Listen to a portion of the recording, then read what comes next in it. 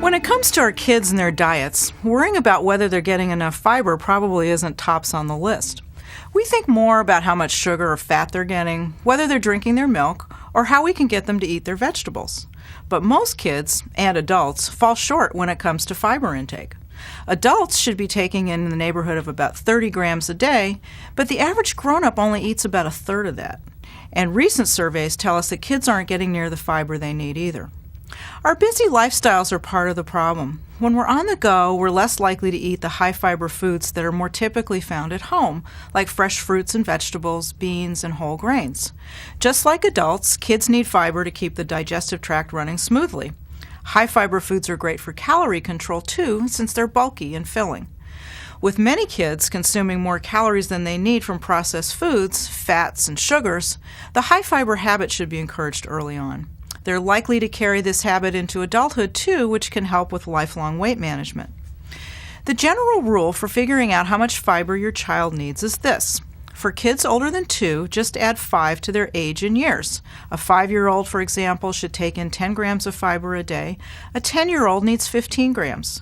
By the time kids hit the age of 15, their needs start to go up. Teens and adult women need 20 to 25 grams a day. Adult men need more, in the range of 30 to 35 grams. Take a look at food labels for fiber content. It'll help you to find higher fiber breads, cereals, crackers, and other grain products. Use whole grain breads for sandwiches, offer whole grain cereals, like shredded wheat and oatmeal, and try whole grain pasta instead of the refined variety.